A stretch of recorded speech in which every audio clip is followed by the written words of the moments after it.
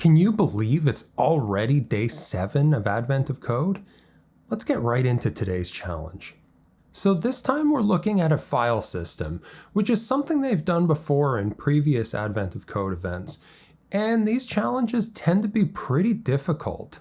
So in this case, what we're ultimately trying to do is find the total size of each folder, which will include the size of the folders within them. So this will probably be a pretty good candidate for a search algorithm, something like a depth-first search or a breadth-first search, and we'll probably start by making a tree of the entire file system.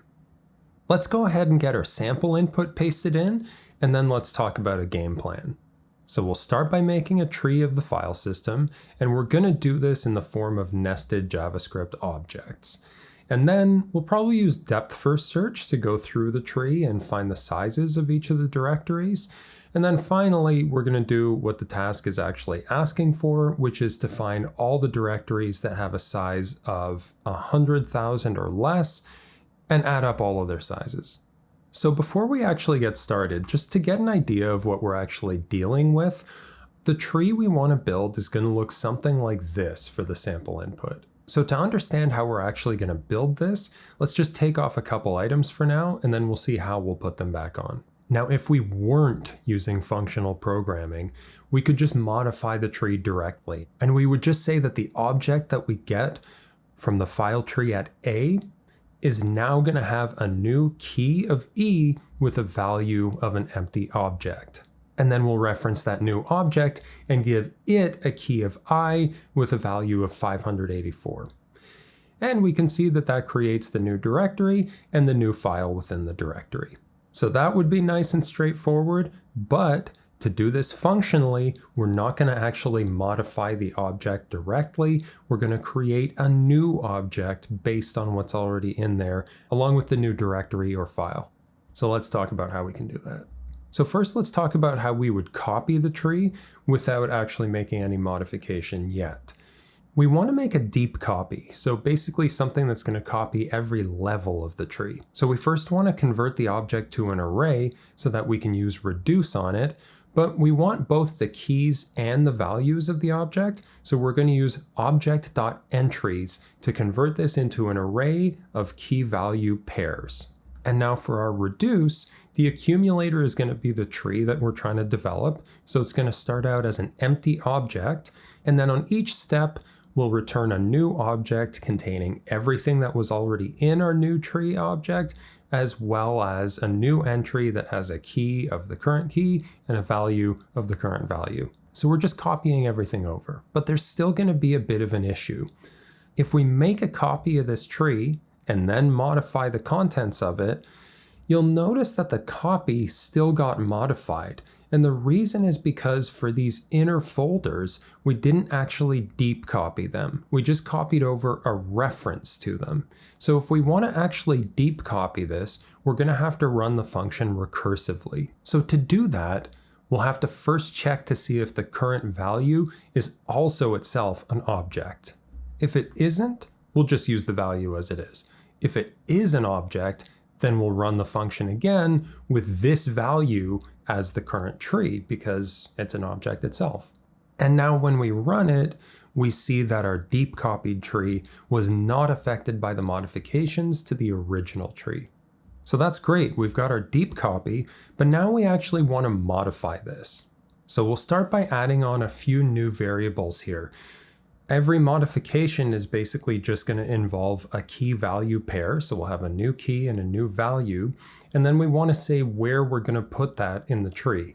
The destination is going to be in the form of an array, which is going to be a list of the names of directories that we want to put this in the order that they're nested. And then path will be an array of the same form, but it's keeping track of where we are in terms of our execution of this function. So since this is recursive, we need to make sure we're matching these same arguments when we're calling the function again. So we're going to call it with the same new key, the same new value, the same destination, but now our path is going to be modified because when we go one level deeper, we're going to append the key of this directory onto that list. And then finally, when it's time to return our new tree object, we're just going to check then Is the destination the same as the path?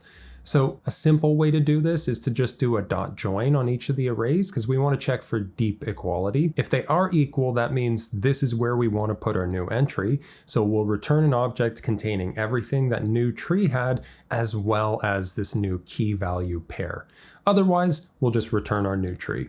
And then in terms of the way we'll actually use this function, we'll tell it what tree we're starting with, what we want the new key and value to be, as well as giving it the destination in the form of an array. We don't need to worry about the path because it has a default value. It's going to start as an empty array. So that's adding the new directory, just like what we want.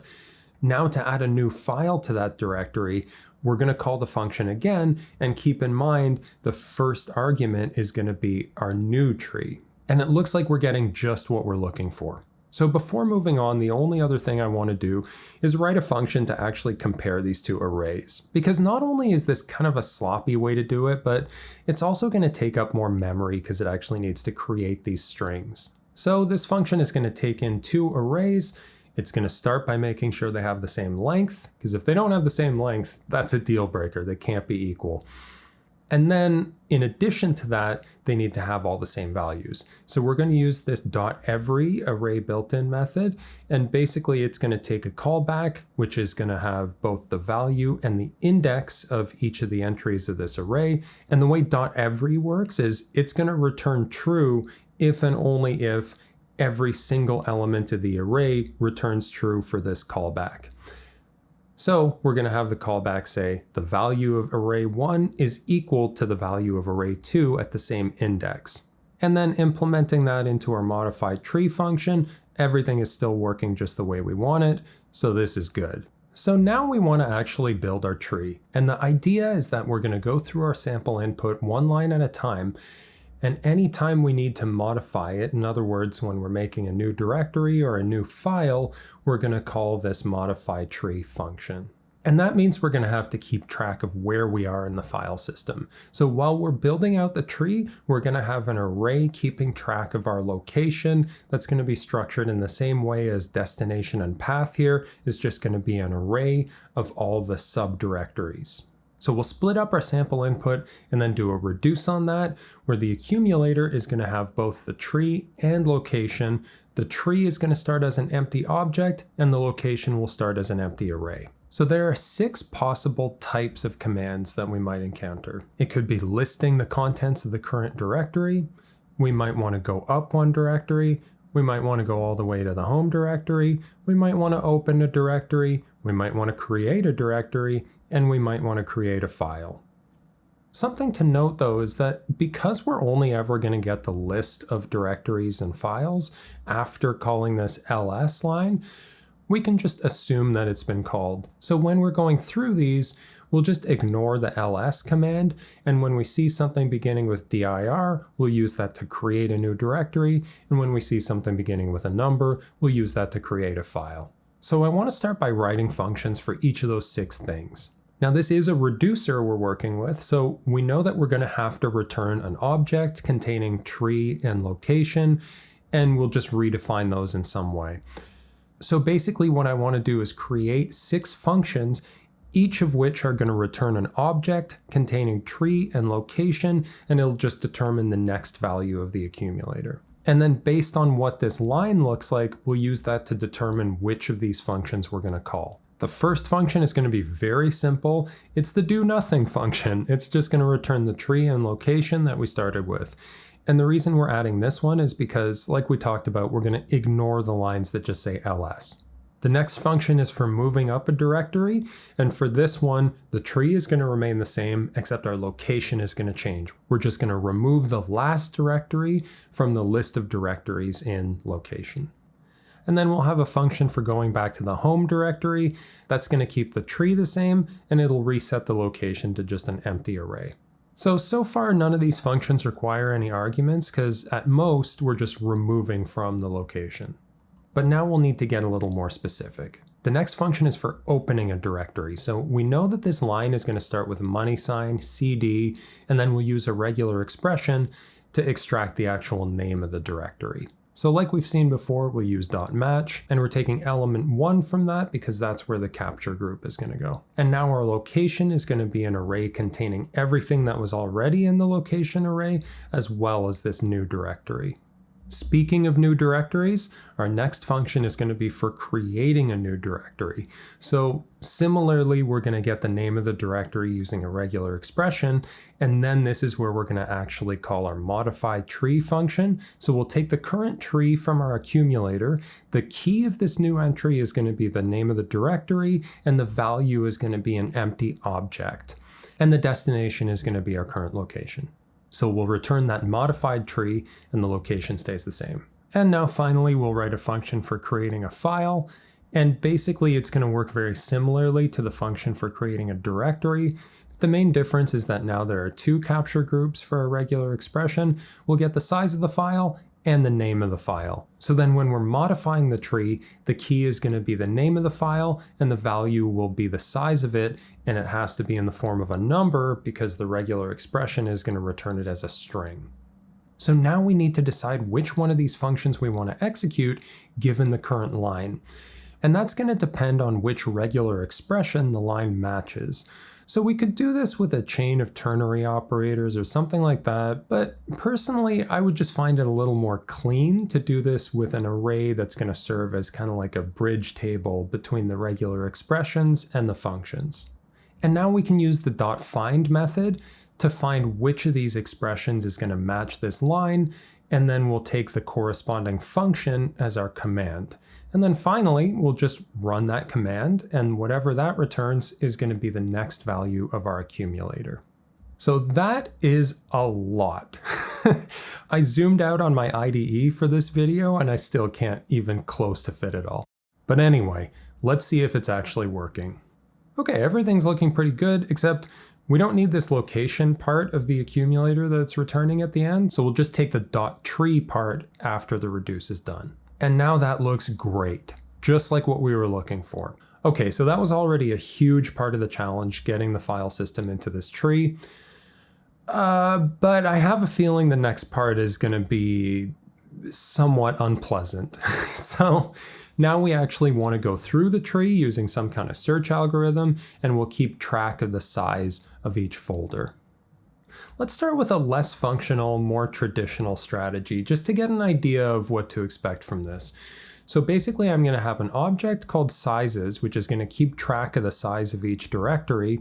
And then we'll run this depth first search function, which is basically just going to update this sizes object. So we're going to give it the tree that we want to call it on, and then this path parameter, which is going to represent where we are in the tree, and we'll use that for the keys in the sizes object. We'll start by initializing size as 0, and then we'll go through this whole directory, and we'll add the size of each file onto our size variable, and then for each subdirectory we encounter, we're going to run the depth first search function again to get its size, and then we'll add that on. And then after we're done that, we're going to update the sizes object and then return this size because it's going to be a recursive function and we need to know the size for when we call it again. Okay, so in terms of executing this, we'll use Object.entries again because we're going to need both the keys and the values. And then we'll just do for each because we're not actually returning anything from this function yet. We just want to modify the size variable. And we'll just call our key and value name and content respectively.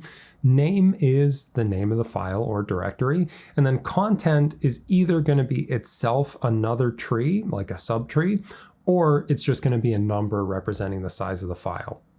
So all this function is going to do is add on to the size variable. It's going to check to see if the content is an object.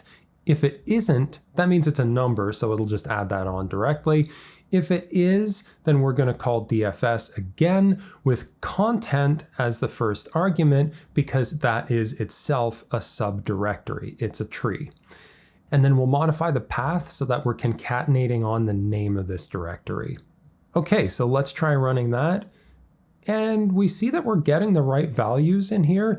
I kind of made a mistake with the actual name of the path though, so that's okay. I wanted to change this anyway. Let's actually use a template string because that's a little nicer than using the plus symbol for concatenation. And that looks much better. Okay, nice stuff. So now we want to make this functional. The first thing we can do is within the DFS function, we can use a reduce instead of initializing size and doing for each. We can just get it directly using reduce.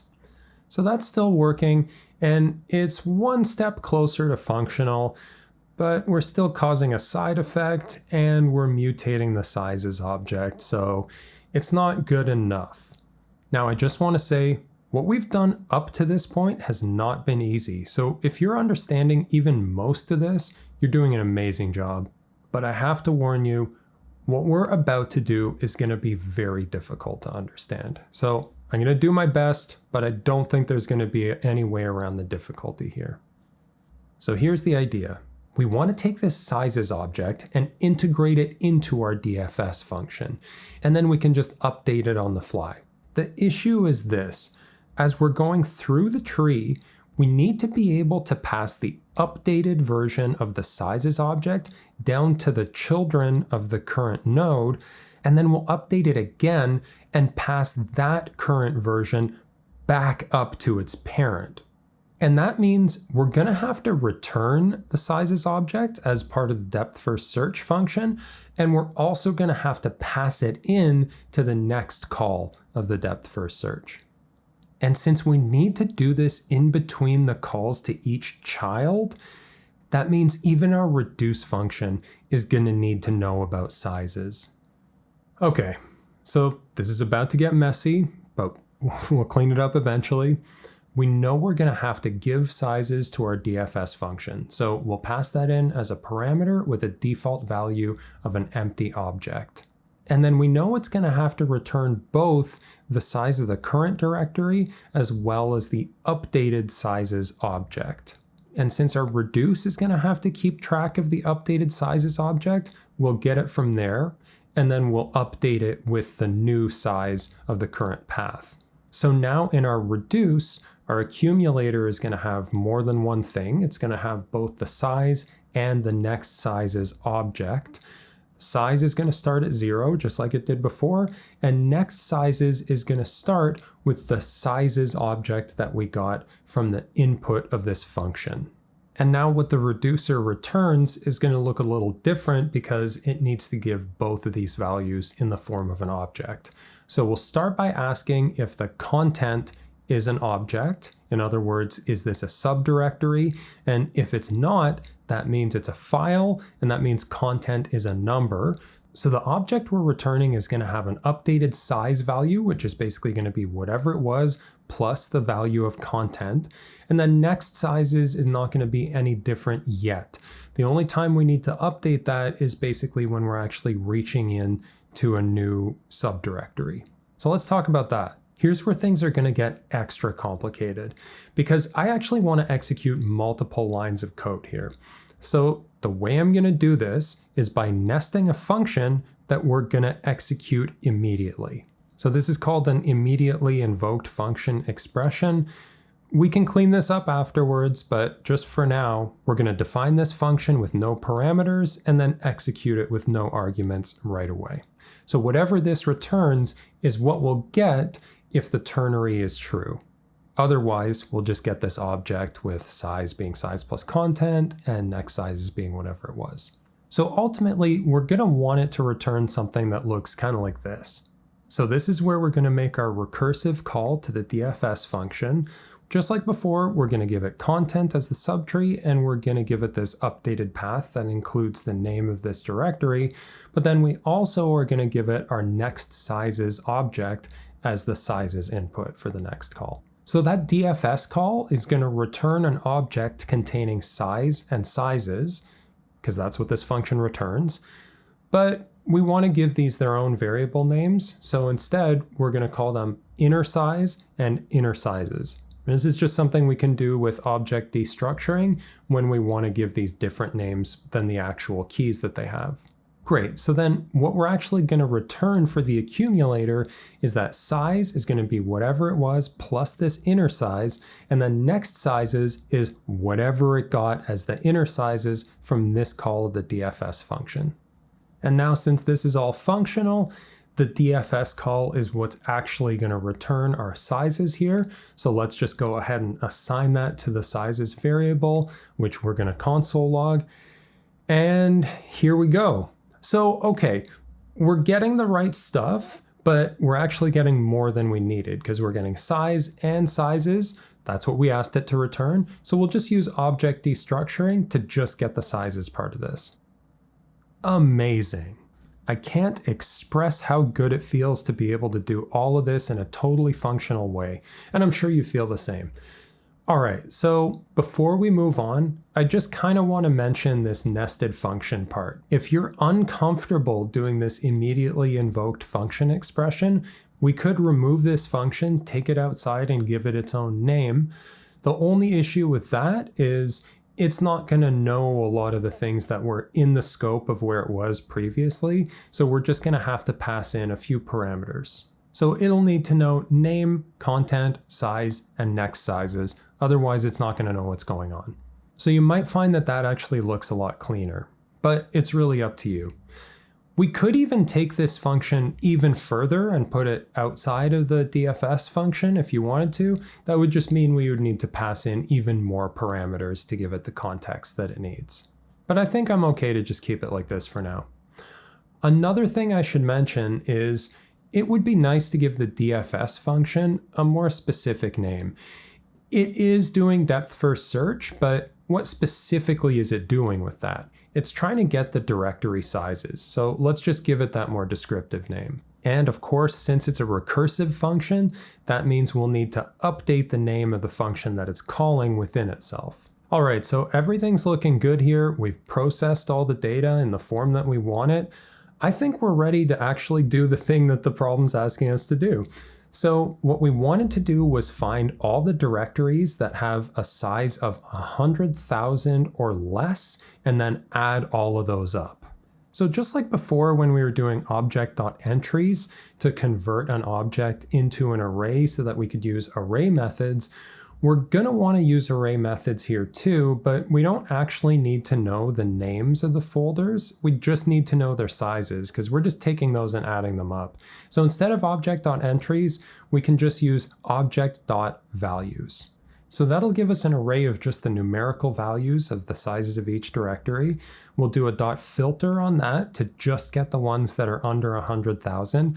And we can use this 1E5 shorthand to represent 1 followed by 5 zeros. And then we'll use dot reduce to add these all up, as we've done in quite a few of these other puzzles. And now let's see what that's giving us. Okay, great.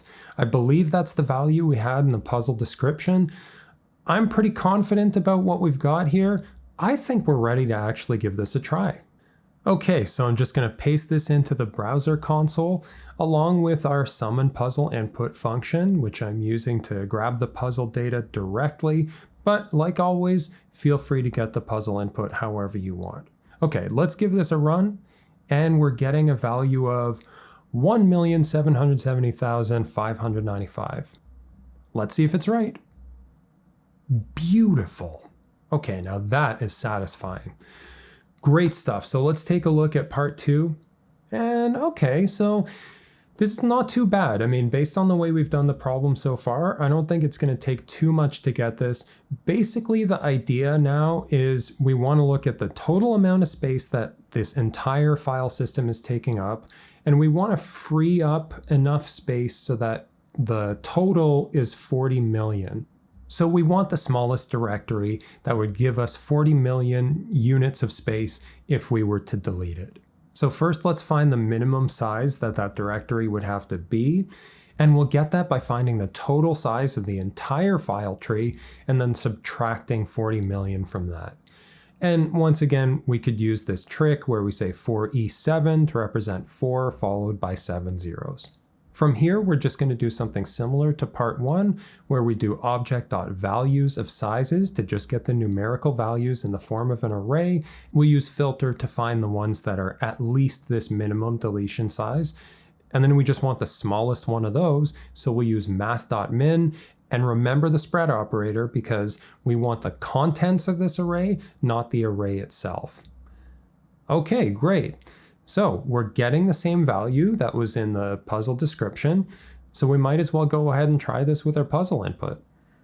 We're back in the browser console. Let's paste in our code and run it, and we'll see if this is the right value.